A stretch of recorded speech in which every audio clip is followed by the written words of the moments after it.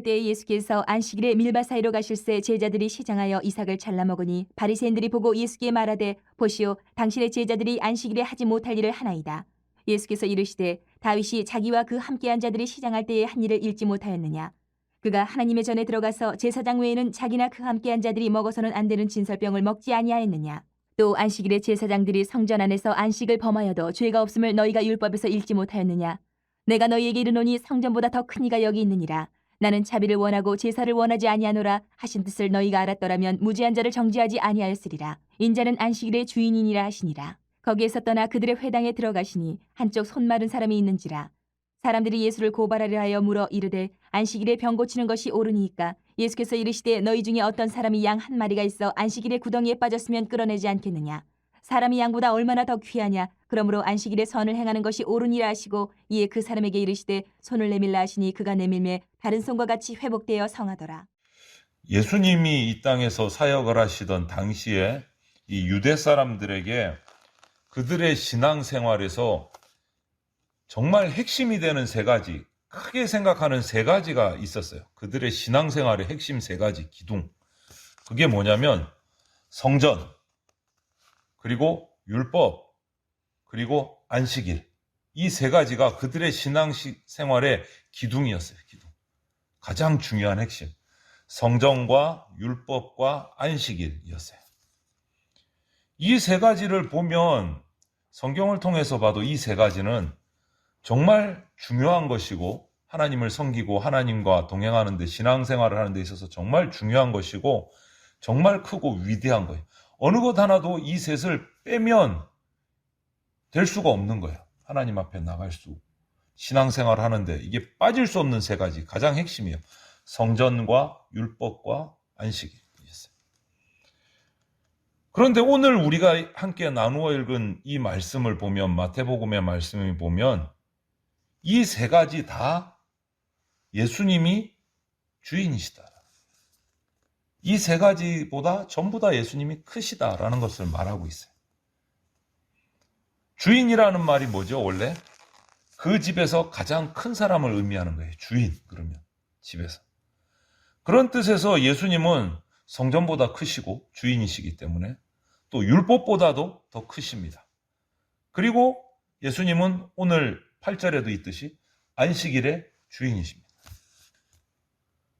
그러면 이 크신 예수님, 성전보다 크시고 율법보다 크시고 안식일의 주인이신 이 예수님, 이 말이 무슨 의미인가? 크다는 말, 주인이시라는 말, 이게 무슨 의미가 있고 오늘 신약 시대를 살아가고 있는 우리에게 어떤 영적인 또 신앙적인 의미가 있는가? 그것을 우리가 잘 살펴봐야 될 것 같아요. 첫 번째 6절을 보면 내가 너희에게 이르노니 성전보다 더 큰 이가 여기 있느니라, 이렇게 말씀하셨어요. 예수님은 성전보다 크신 분이세요.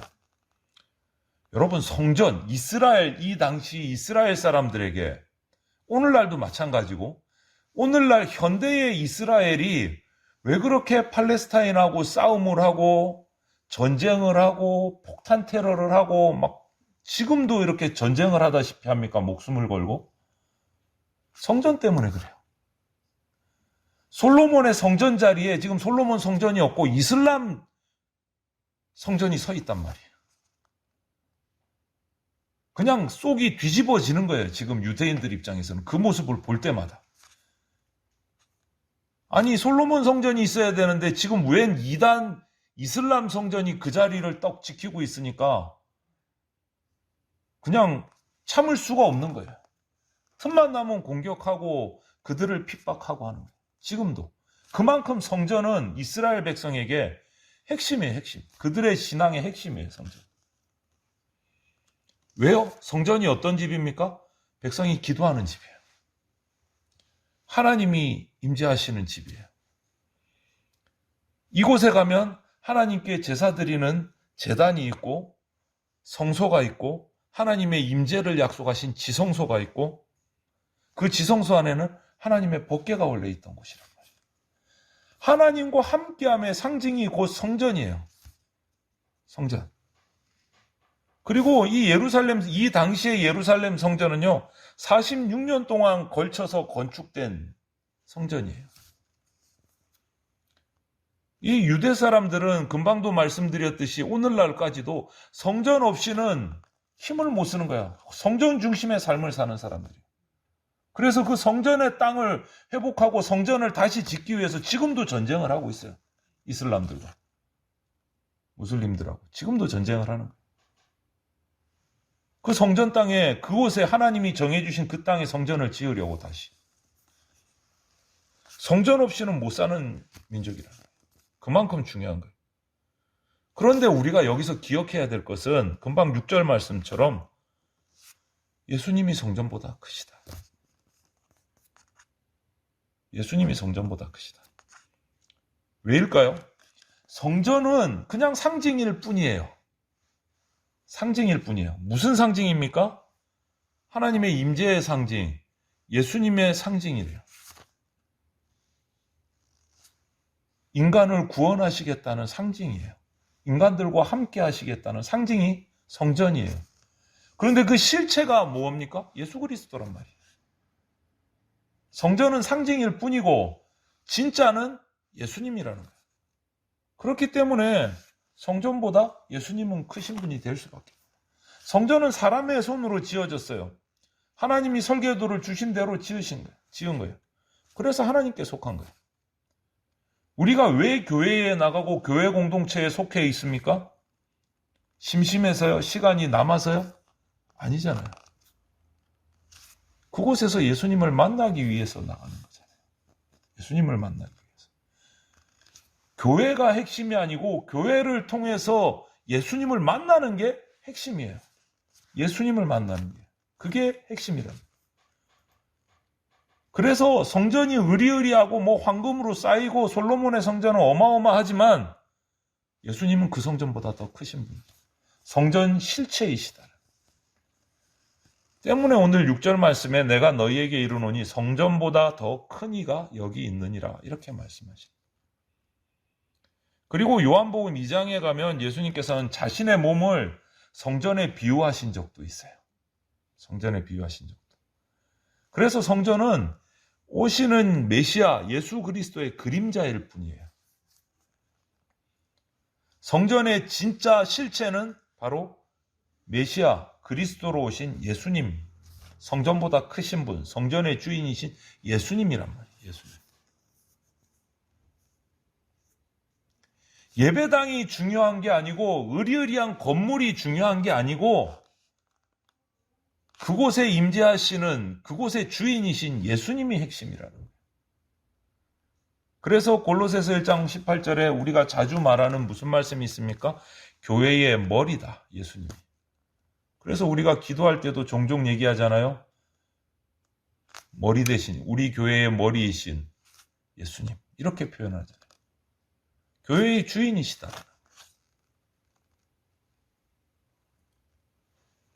성전보다 큰 이가 여기 있다. 크시니 이것이 뭐냐? 예수님의 인격, 그로 말미암아 행하시는 모든 능력들, 권능들, 그것으로 말미암아 실체에 일어났던 사역들, 이 모든 것을 가리키는 거예요. 성전을 정화하신 일, 경자를 고치시는 일, 이것이 성전이신 예수님이 하시는 일, 성전의 주인이신, 성전보다 크신 분이 하시는 일이다. 그것을 얘기하는 거예요. 성전보다 크신 이가 여기 있다라는 말은. 예수님의 권위는, 예수님의 능력은, 권세는 성전보다 크십니다. 예수님을 깨닫게 하려고 성전을 짓게 하신 거예요. 왜요? 예수님이 하나님의 거룩한 독생자이시기 때문에. 예수님은 성전보다 크신 분이에요. 그 크심의 의미를 알아야 됩니다. 성전은 예수님을 알리기 위한 그림자일 뿐이고 실체는 예수님이다라는 것을 우리가 기억을 해야 됩니다. 그래서 굳이 성전과 비교하기는 좀 다른 면이 있지만 우리 예배당 건물과 교회의 어떤 수적인 모든 규모가 핵심이 아니라는 거예요. 그 모임을 통해서 성도들의 모임을 통해서 믿는 자의 모임을 통해서 그들이 모여서 머물고 있는 예배당 건물을 통해서 예수님이 나타나야 된다. 그게 핵심이다. 예수님이 나타나요. 그곳에 예수님의 임재가 있어야 된다. 그것이 핵심이에요. 크신 분이라는 거. 성전보다 크신 분이라는 거. 두 번째는 5절에 보면 율법보다 크신 예수님을 말하고 있어요. 율법보다 크신 분. 율법이 얼마나 위대한 거냐? 이거는 두말할 필요가 없어요. 이스라엘 백성에게 율법은 하나님이 주신 말씀이에요. 이스라엘 백성들에게. 이스라엘 백성을 내 백성이라고 선택하시고 그들에게 주신 말씀이란 말이에요. 그래서 그 율법 안에 하나님의 뜻이 나타났고 믿는 사람들, 하나님의 백성들의 생활의 규범도 그 속에 있고 삶의 설명서와 같은 거예요. 율법은 믿는 자에게, 이스라엘 백성에게. 그래서 이스라엘 백성들은 이 율법을 붙들고 천여 년 동안 살아왔어요. 지금도 유대인들은 그 말씀을 붙들고 살아요. 그 구약의 말씀을 붙들고 살아요. 그래서 예수님이 오늘 5절에 뭐라고 하십니까? 그들에게 너희가 율법에서 읽지 못했느냐? 이렇게 묻잖아요. 그들과 얘기를 하려면 율법을 빼고 얘기가 되지 않는 거예요. 너희가 율법에서 이런 거 못 읽어봤어? 이렇게 물어보는 거예요. 그래야 대화가 되는 거예요. 칭찬을 해도 율법으로, 책망을 해도 율법을 근거로 얘기를 하시는 거예요. 그들과 대화하기 싫어요. 그렇기 때문에 이스라엘 유대인들에게 율법을 빼고 뭔가 이거는 말이 안 되는 거예요. 그만큼 율법은 중요해요. 이스라엘 백성에게. 성전만큼이나 중요해요. 그런데 여기도 역시 우리가 기억해야 될 것은 예수님은 이 율법보다 크시다는 거예요. 이 율법보다 크시다. 왜 그럴까요? 예수님이 이 세상에 오신 것은 뭐라고 말합니까? 율법을 폐하러 오신 것이 아니고 율법을 완성시키러, 완전케 하시려고 오셨다고 했어요. 율법. 그것이 마태복음 5장 17절에 있는 말씀이에요. 폐하러 온 것이 아니고 완성시키러, 완전케 하러 왔다. 여러분, 율법이 뭐예요? 일단 이 구약시대의 율법은 모세오경이에요. 모세오경이에요. 이 당시에. 이 모세오경의 말씀을 곰곰이 살펴보면 그 율법의 모든 말씀이 뭐냐? 한마디로 말하면 예수님을 소개하는 내용이에요. 메시아를 예언하고 메시아를 설명하고 메시아의 사역을 설명하고 이야기하는 것이 율법이란 말이에요. 율법은 예수님을 소개하는 거예요. 그래서 예수님께서 요나보다 큰 이가 여기 있다. 솔로몬보다 더 큰 이가 여기 있다. 계속해서 말씀하시는 거예요. 요나도 구약의 인물이에요. 솔로몬도 구약의 인물이에요. 이스라엘 백성들이 다 아는 거예요. 그런데 그보다 더 큰 이가 여기 있다. 여러분, 율법의 핵심은 사랑이에요. 그들이 그렇게 붙들고 삶의 설명서로 잡고 있는, 기준으로 잡고 있는 이 율법의 핵심은 사랑인데 그 율법을 연구하고 가르치는 그 당시의 바리새인들은 그 사랑이 없었어요. 그러다 보니까 오신 예수님이 율법의 주인인지 율법의 주인공인지 분별을 못하는 거예요. 알아보지를 못하는 거예요. 그 율법 조항 문자 하나하나에 사로잡혀서 그것을 지키고 그것을 전달하고 거기에 묶여 살다 보니까 정작 율법의 그 깊이 있는 뿌리에 있는 사랑의 핵심을 깨닫지를 못하고 그냥 외우는 데 급급한 거예요. 그 문자 조항에 얽매여서. 그래서 오늘 7절 말씀에 뭐라고 말씀하십니까? 나는 자비를 원하고 제사를 원하지 않노라 하신 뜻을 너희가 알았더라면 무죄한 자를 정죄하지 아니하였으리라. 바리새인들은 율법 조항을 조금이라도 어긴 사람들이 있으면 정죄했어요. 그들을 몰아냈어요. 그들을 격리시키고 징계하고 그런 일들을 했단 말이에요. 공격하고. 왜요? 자비를 원하고 제사를 원하지 않는다. 이 말씀이 뭡니까? 율법의 핵심이 사랑이라는 것을 너희가 모르니까 이런 거 아니냐. 이 말씀. 책망하시는 말씀이죠. 책망하시는 말씀. 율법의 핵심이 사랑이고 그 가운데 예수 그리스도를 소개하고 있다는 것을 깨닫지를 못한 거예요. 그렇게 성경을 연구하고 외우고 암송하면서 그냥 인간적으로 외우고 지식적으로. 오늘날도 그런 분들이 많아요. 문학을 하신다거나 철학을 하시는 학자들은 성경을 반드시 읽습니다, 여러분. 성경을 연구를 해요. 기독교인 아닌데도 철학자나 문학이나 이런 거 하시는 분들은 성경을 꼭 읽어요. 필수도서예요. 필독서예요. 그런데 그분들이 예수님을 못 만나는 경우가 많아요. 왜 그럴까요? 그냥 책으로 읽는 거예요. 책으로. 그 속에 있는 영적인 의미를 모르고 그냥 책으로 읽는 거예요. 와, 이 문장이 시적이고 너무 좋다. 문장의 구조가 어떻게 될까? 그거 파악하고 있는 거예요. 성경을 읽으면서도 우리하고 다른 거예요. 바리새인들이 꼭 그랬다는 거예요.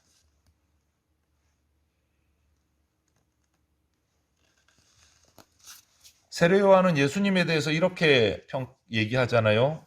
마태복음에 나는 그의 신을 들기도 감당하지 못하겠노라. 예수님이 얼마나 위대하고 크신 분인가를 표현하는 거예요. 예수님의 신 들기 나는 감당 못한다. 어떤 교파보다도 크시고 어떤 신조보다도 더 크신 분, 어떠한 율법보다도 더 크신 분, 율법의 주인이신 분, 그분이 바로 예수 그리스도예요. 율법은 예수님을 소개하기 위해서 주신 말씀일 뿐이에요. 그것을 통해서 예수님을 발견하는 게 목적이란 말이에요. 그것을 통해서 예수님의 사랑을 경험하고 느끼는 게 그 목적인 거예요. 그러니 예수님은 당연히 율법보다 크신 분인 거예요.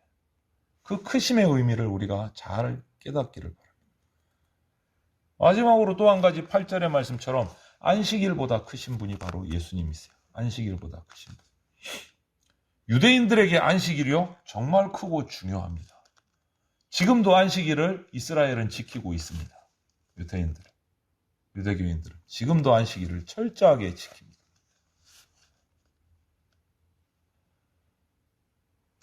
제가 이스라엘에 여행을 가서 성지 순례를 할 때도 안식일이 되니까 와, 거리가 분위기가 싹 달라지더라고요. 우리는 아침부터 저녁까지잖아요. 0시부터 12시까지가 하루인데 그들은 6시부터 그 다음날 6시까지. 그러니까 저녁에 해 지고 나서부터 그 다음 해 질 때까지. 우리하고 12시간 차이가 나나요? 그렇게 차이가 나요. 하루의 시작과 끝이 우리하고 정반대예요. 그러니까 금요일 저녁, 우리로 말하면 금요일 저녁 6시가 되면 정통 유대인들은 가게 문 다 닫아요. 장사하던 거 다 치우고 철거해버려요.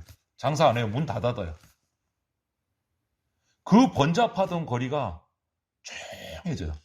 저녁 6시가 딱 넘으면. 금요일 6시가 넘으면. 조용해요. 쥐 죽은 듯이. 지금도 그렇게 해요. 지금도. 안식일을 지키기 위해서 정말 온갖 정성을 다 쏟습니다. 안식일을 지키기 위해서. 그런데 여기서도 마찬가지. 예수님은 역시 이 안식일보다도 크신 분이세요. 8절에 인자는 안식일의 주인이니라 이렇게 말씀하세요. 안식일을 지키되 안식일의 주인의 뜻대로 지켜야 진짜 안식일인 거잖아요. 그렇지 않습니까? 안식일을 지키는데 안식일의 주인이 예수님이면 예수님의 뜻대로 지켜야 되지. 그게 정답이잖아요. 안식일을 지키는 방법. 예수님 뜻대로. 예수님의 말씀대로 지켜야죠. 그냥 멍 때리고 집안에서 꼼짝 안 하고 노는 거, 쉬는 거 이렇게 지키는 게 아니고 예수님을 위해서 헌신하고 예수님 앞에 내가 나아가고 그것이 지키는 거라. 안식일을 지키는 거라. 그냥 유대의 율법과 그 율법의 수많은 세부 조항들처럼 집 밖으로 몇 걸음 이상 나가면 안식일을 어기는 게 되고 그러니까 집 밖으로 몇 걸음 이상 나가면 안 되고 뭐 이런 게 안식일을 지키는 게 아니다. 안식일의 주인이신 예수님의 그 안식일의 뜻이 무엇인가를 파악하고 거기에 순종하는 게 안식일을 지키는 거예요. 인애는 원하고 제사는 원치 않는다라는 호세아서 6장 말씀이 바로 그런 의미예요. 하나님의 뜻이에요. 당시에 형식계에 얽매여서 형식 위주로 그냥 절차에 따라서 1부터 10까지 차곡차곡 안 지키면 안식일을 어기는 게 되고 제사를 잘못 드리는 게 되고 그런 게 아니다라는 거죠. 그런데 그 당시에 바리새인들은 그 형식과 그 조항에 얽매여서 안식일의 참 안식을, 참 뜻을 전혀 깨닫지 못하고 그냥 얽매여서 살았다. 그래서 오늘도 본문에 말씀이 그 한 사건이 나오지 않습니까? 어느 안식일에 정말 집 밖으로 나가면 안 되고 딱 그 안에서 예배하고 있어야 되는데 예수님이 제자들하고 길을 갑니다. 그것만 해도 지금 엄청난 안식일을 어기는 일인데 배고프다고 길 가다가 옆에 있는 이삭을 잘라갖고 제자들이 몇 개 먹었어요. 그거를 또 어디서 봤는지. 보시오, 당신의 제자들이 안식일에 하지 못한 일을 합니다. 공격을 하잖아요. 왜 이런 일이 일어날까요? 율법의 정신을, 안식일의 정신을 제대로 이해하지 못했기 때문에 이런 일이죠.